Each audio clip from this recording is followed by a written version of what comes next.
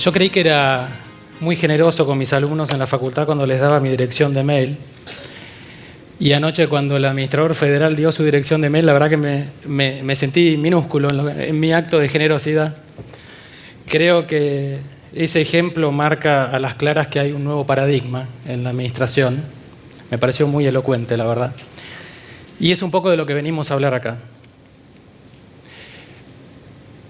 Dentro de las novedades, que son unas cuantas y que es el núcleo alrededor del cual giran muchas de las presentaciones que están discurriéndose aquí en este encuentro, la reforma tributaria, la ley 27430, trae, la verdad que es pletórica en modificaciones. A mí me interesó abordar el tema de la modalidad de conciliación prejudicial en el nuevo procedimiento fiscal. Y en ese sentido, me pareció interesante repensar esto de la mano de lo que son los nuevos tiempos, ¿no? Hay cosas que ya suenan antiguas y otras que suenan actuales, y claramente hay un cambio de paradigma que está volcado en la ley, en la reforma tributaria y en la nueva ley 11.683, que tiene que ver con una nivelación entre lo que son los deberes de los contribuyentes y, por qué no hablar ahora también de los deberes de la administración, cosa a la que quizás no estamos tan acostumbrados. De hecho, si tomamos, a mí se me ocurre hacer un paralelo con lo que es el modelo de código tributario del Centro Interamericano de Administraciones Tributarias, el CIAT, que tuvo tres versiones, una de 1997 y otra de 2006, que sirvieron de antecedente a lo que es la versión de 2015, que marca, como dice un profesor costarricense que hizo un gran trabajo comentando el modelo en su versión 2015, que es el profesor Adrián Torrealba Navas. Él dice, hubo mucha crítica con los modelos de 1997 y 2006 porque hablaban de relación, de alguna manera, de poder entre el fisco y los particulares. Y en realidad lo que se intentó volcar en la versión 2015 es equilibrar esa relación y hablar también de los deberes de la administración. Rescata este nuevo modelo principios que yo allí enumero de imparcialidad administrativa, de verdad material, que también está consagrado hace años en la ley 11.683, pero que muchas veces se olvida, de la confianza legítima, de la flexibilidad y, sobre todo, lo que tanto todos ansiamos y bregamos, que es por la seguridad jurídica. Me parece muy importante de pronto tomar como ejemplo lo que dice el artículo 99 del modelo de código, que los invito a leer, que habla de la obligación que tiene la administración de proporcionar asistencia a los obligados tributarios, ¿no? Y da una serie de ejemplos concretos, varios de los cuales los tomó el administrador federal anoche en su exposición, y gratamente él habla, ¿no?, de todo este tema de la digitalización, de la sistematización, pero sobre todo de llevarle a los particulares la posibilidad de cumplir con las normas tributarias de la mano de sistemas accesibles, porque si vamos al caso, nuestro sistema, así como la mayoría de los sistemas iberoamericanos, están basados en la autoliquidación. Y no estaría mal que los particulares pudieran justamente poder cumplir con esto de manera fácil, de manera accesible. Allí, dentro de lo que es la cantidad de reformas, a mí me encanta, por ejemplo, empezar a leer el artículo primero de la nueva ley 11.683 y ver un nuevo párrafo que cierra el artículo primero, en el que se habla del derecho de los particulares a conocer las opiniones del fisco. ¿Sí? Se habla de la publicación de las opiniones de manera mandatoria. Esto es muy interesante, no es poca cosa. En lo que hace al procedimiento ante el Tribunal Fiscal de la Nación, habrán visto que hay una serie ahora de aceleración de pasos procesales en todo el esquema de tramitación de una causa ante el Tribunal Fiscal de la Nación. Eso también ayuda, porque en definitiva esto es en beneficio de todos. De hecho, hablando con uno de los nuevos vocales recientemente designados, cosa que también es bastante encomiable, que ahora contemos en materia impositiva con las 12 vocalías con vocales en actividad, me decía que hay un promedio más o menos de 500 causas por vocalía que actualmente tramitan en el tribunal. Entonces, claramente hay que buscarle la vuelta a esto, porque realmente los tiempos que insume, y todos los que estamos acá sabemos lo que implica un litigio en términos de costos y en términos de tiempos. Y ahí es donde me parece que esta figura del acuerdo conclusivo como modo de determinación del proceso de determinación es muy interesante. De hecho, la escuchaba a Cecilia recién hablar de todos estos aspectos técnicos, probatorios, fácticos, en materia de precios de transferencia, sexto método, y la verdad que no puedo evitar pensar que esto es una oportunidad para la AFIP y una oportunidad para los particulares. Me hace un poquito de ruido, sinceramente, que la ley esté estructurada, a diferencia de lo que dice el modelo de código, en el artículo 133, de que es una prerrogativa de la administración. No hay posibilidad de que el particular la pueda plantear. A mí me parece que esto es un error que está en la ley, pero que perfectamente la administración puede suplirla con una actitud, digamos, flexible frente a la posibilidad de abrir esta instancia autónoma de conciliación que, reitero, me parece sumamente valiosa. Una breve referencia voy a hacer a que, bueno, en el modelo sí existe la posibilidad de que el particular plantee este espacio y hay incluso una figura de mediador institucional público, que es cuando la administración se rehúsa a abrir esta instancia de mediación, de conciliación, donde hay una posibilidad, que no está en nuestra ley, de traer a un tercero que ayude a mediar. Algo bueno de nuestra ley, me parece muy valioso, que a diferencia del modelo, que solo se refiere a cuestiones de hecho y elementos cuantificantes de la obligación tributaria, en nuestro régimen también se habla de que se podrá abordar este espacio conciliatorio en casos para el análisis de la correcta aplicación de la norma al caso concreto, ¿sí? Y ahí, bueno, me dirán que el principio de reserva de ley, que viene de nuestra Constitución, la limitación que tiene el Poder Ejecutivo de disponer del crédito público, etcétera, podría llegar a ser un poco difícil la cosa. Yo creo, y en esto cito a un profesor colombiano que se llama Mauricio Herrera Vegas, creo que es, que dice que la verdad que en materia de derechos, cuando hay dudas, cuando hay un conflicto, evidentemente no podemos hablar de disponibilidad de derechos. Mauricio Plaza Vega. Nada, una oportunidad. En el texto de la ley, también en el artículo 16.1, se habla de inclusión de situaciones novedosas, complejas y o trascendentes. Y vaya si conocemos casos en los que este espacio podría abrirse para tratar estos temas. Marcelo, ya estás en tiempo. Ya está en tiempo. Dos puntos que me parece importante marcar. Se cierra la posibilidad de plantear este espacio cuando la cuestión sea, dice, cierra así el artículo 16.1, cuestiones penales.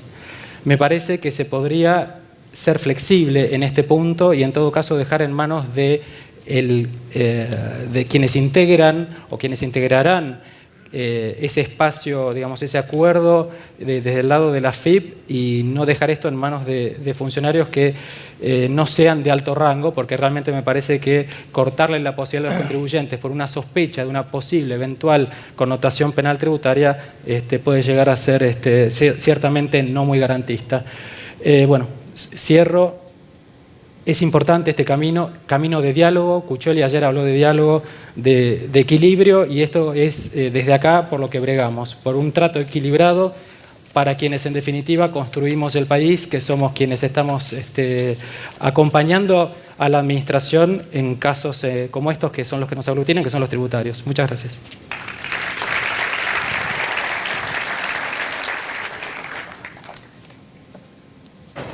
Debido al poco tiempo que tenemos mientras se pone la transparencia, yo voy a empezar a hablar. El tema que les quiero presentar lo titulamos La calificación tributaria y su relevancia en el derecho penal y en el derecho en general. Ustedes pensarán que este es un tema abstracto y académico, pero para hacerlo más ameno lo voy a relacionar con dos situaciones que se dan en el presente. Uno es la causa vinculada con el impuesto a los combustibles líquidos, el caso Oil Combustibles, y las calificaciones tributarias que hicieron los jueces penales. Y la segunda no tiene mucha relación con esto, pero sí es una situación nueva y la voy a desarrollar en la medida que tengamos tiempo, la posición jurídica de los representantes legales de los accionistas extranjeros y su rol en el pago del impuesto a la transferencia de acciones. Esto es un tema que está generando bastante preocupación entre los colegas, los abogados, en razón de nuestra actuación en ese rol. Bueno, vamos directamente a... En esta transparencia quiero remarcar el distinto lenguaje que se utiliza en la ley fiscal y en la ley penal, y esto está vinculado con los dos temas, en la ley penal para designar a quienes son los sujetos activos de los posibles delitos vinculados con las cuestiones tributarias, y en el derecho tributario, en cambio, para designar a los sujetos pasivos de las obligaciones tributarias. Lo del derecho tributario está a la derecha, en el cuadro de la derecha.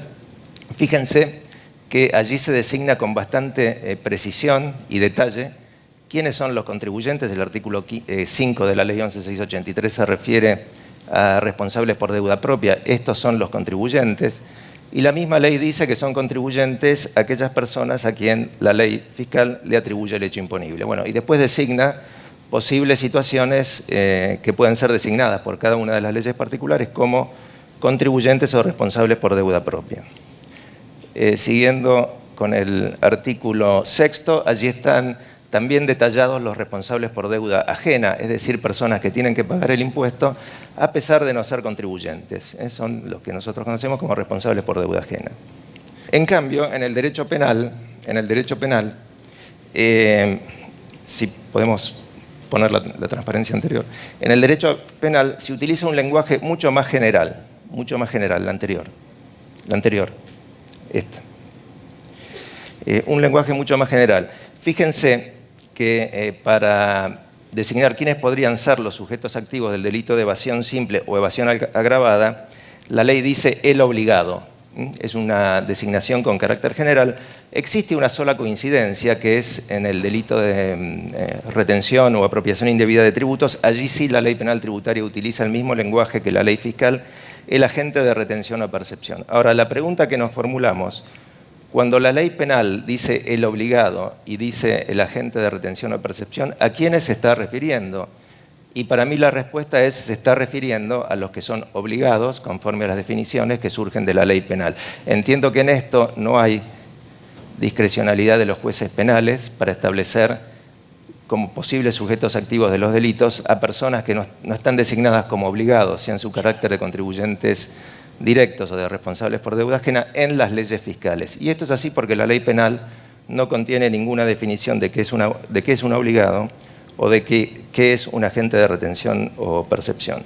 Bueno, en los delitos comunes de la ley penal tributaria todavía se utiliza un término más general, el que realizar la acción típica, lenguaje que también está presente en el Código Penal, en este caso en el delito de defraudación, simple o agravada, y en el delito de incumplimiento de los deberes de funcionario público. Allí sí se menciona específicamente el funcionario público, que es el único que podría ser sujeto activo de este delito. Bueno, ¿qué pasó en el caso Oil? Me parece interesante poner en claro los hechos. Estos son los hechos que surgen de las resoluciones judiciales de la Cámara Criminal y Correccional Federal y de la Cámara de Casación Penal. Bueno, Oil, contribuyente del impuesto a los combustibles líquidos, presentaba sus declaraciones juradas mensuales y determinaba el saldo del impuesto de cada uno de los meses. Esos saldos no se ingresaban, se producía internamente, y esto lo dicen todas las resoluciones, lo que ellos llaman la desconfirmación de los saldos. Con esto no aparecía la empresa como deudora y en consecuencia no se libraban las boletas de deuda, y esto posibilitaba dos cosas: uno, que no se le cobre el impuesto, y dos, que no figurara como impedida en la presentación de los planes de facilidades de pago que después hacía. Cuando se acumulaban saldos de magnitud, se solicitaban planes particulares o planes generales. Las resoluciones dan cuenta de 2 y 2 de cada uno de estos planes, que eran en un caso aprobados por el administrador federal y en otro caso no eran impugnados por la FIP. Paralelamente, la empresa efectuaba mutuos a sociedades vinculadas, con las cuales estas sociedades vinculadas financiaban a su vez la adquisición de otras empresas. Y un dato interesante es que la empresa estaba registrada, a pesar de la magnitud de sus operaciones, en una agencia de la FIP y no había sido trasladada a grandes contribuyentes nacionales, lo que según los jueces la sometía a un privilegio derivado de un control fiscal menos estricto. ¿Qué dijeron las resoluciones judiciales sobre la calificación de esta conducta? Bueno, todas coinciden en que no se trata del delito de evasión simple o agravada. Y esto es lógico, porque el delito de evasión simple o agravada exige la presentación de una declaración jurada falsa o inexacta, cosa que acá no ocurría. El contribuyente presentaba la declaración jurada, determinaba el saldo, y esa es la conducta debida. A partir de allí hay un crédito líquido y exigible que la AFIP puede cobrar, que precisamente es lo que no hacían. El voto de la mayoría de la Cámara Criminal y Correccional Federal lo califica como apropiación indebida, delito de la ley penal tributaria. ¿Por qué hace esto? Ellos utilizan un concepto puramente económico de que es un agente de retención y percepción. Dicen que por tratarse de un impuesto indirecto destinado al traslado a los contribuyentes, la empresa, en este caso refinadora, actúa como agente de percepción, no ingresó el impuesto y allí se configuró el delito. La minoría y la mayoría de la Cámara de Casación Penal lo califican como administración fraudulenta del Código Penal. ¿Cuál es el motivo de esta diferencia en la calificación? Precisamente es la calificación tributaria de la actuación de hoy. Bueno, un minuto. ¿Cómo? Quedamos. ¿Cuál es la consecuencia? Porque esto, digamos, no es una mera cuestión académica. Calificarlo como apropiación indebida tiene consecuencias en el proceso penal. La primera es esto quedaría encuadrado en la ley penal tributaria. Esto, a su vez, podría originar un cuestionamiento sobre la competencia federal, porque los delitos tributarios se juzgan en el fuero penal económico. Esto, a su vez, una mala calificación puede derivar o bien en la absolución del imputado, porque en algún momento un juez tendrá que aplicar el derecho de decir este no es un agente de percepción o retención, o en una posible recalificación al momento de dictarse sentencia.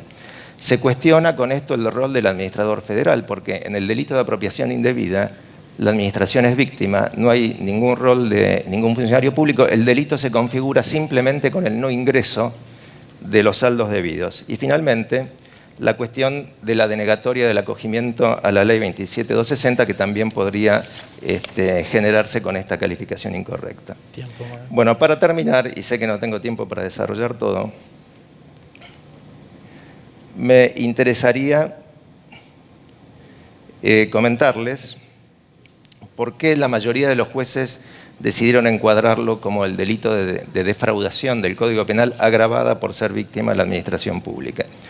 Primero dijeron, esto no encuadra en la ley penal tributaria porque excede lo que es la ley penal tributaria. Uno de los jueces, el juez Briglia, dijo claramente que este es un contribuyente y no un agente de percepción.